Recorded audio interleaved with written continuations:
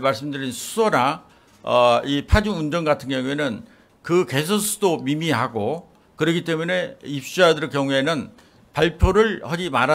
충격적인 아파트 철근 누락 검사 결과 보고도 믿기지 않았습니다. 아니, 믿기 싫었습니다. 여러분도 마찬가지일 겁니다. 오늘 저는 3번의 충격을 받았습니다. 첫 번째, 어느 한 건설사의 문제만이 아니었다는 점. 그보다 더 충격적인 건 철근 누락 아파트 주민들의 반응이었습니다. 그리고 진짜 중요한 문제는 민간 아파트는 아직 결과조차 나오지 않았다는 겁니다. 지하주차장 철근을 빠뜨린 LH 아파트 15개 단지가 공개됐습니다. 91개 아파트 단지를 조사했는데요. 지하주차장에 무량판 구조를 적용한 아파트 91개를 조사했습니다. 이 중 15개 단지가 철근이 빠져있는 것으로 확인됐네요. 더 심각한 건 5개 단지는 이미 입주를 마친 상황입니다. 그와는 별도로 철근 누락 사실을 알게 된 입주민들의 반응 또한 충격적이었습니다. 어떤 입주자들은 발표를 하지 말아달라, 자신들의 아파트는 빼달라는 요구까지 있었다고 합니다.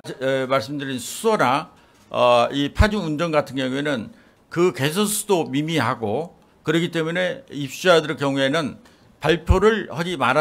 무량판 구조, 최근 몇 년 새 신공법이라고 하는데요. 기둥이 하중을 견딜 수 있도록 보강철근을 반드시 넣어야 한다고 합니다. 하지만 이런 철근이 빠졌기 때문에 지난 검단 아파트 주차장이 무너지는 어이없는 사고가 생겼죠. 그 뒤 정부에서 조사를 한 겁니다. LH 아파트 중 지하 주차장에 무량판 구조를 적용한 아파트 단지들이었죠. 그 단지들 이렇습니다.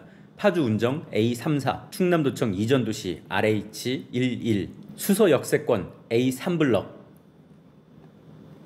수원 당수 A3, 오산 세교 2 A6, 남양주 별내 A25, 음성 금석 A2, 공주 월송 A4, 아산 탕정 2 A14. 공사 중인 단지는 양주 회천의 A15블럭, 광주 선운 2 A2블럭, 양산 사송 A2블럭, 양산 사송 A8블럭, 파주 운정 3 A23블럭, 인천 가정 2 A1블럭. 이렇게 전국에서 그야말로 다양한 아파트들이 철근을 빼먹었습니다. 보시듯 큰 문제는 어느 한 건설사만 빼먹지 않았다는 거죠. 이번에 시공사들 대보건설, 대림건설, 양우종합건설, 한라, 동문건설, 삼환기업, 이수건설, 남영건설, 한신공영, 효성중공업, 에이스건설, 대우산업개발, 태평양개발까지 그야말로 전천후였습니다. 가장 충격적인 아파트는 양주 회천 A15블럭이었는데요. 무량판 154개 중 154개 전부가 설계상 문제로 누락됐다고 합니다. 이 아파트 중 일부는 현재 입주를 해서 주민들이 살고 있는 것으로 나와 있는데요. 어떤 입주자들은 발표를 하지 말아달라, 자신들의 아파트는 빼달라는 요구까지 있었다고 합니다.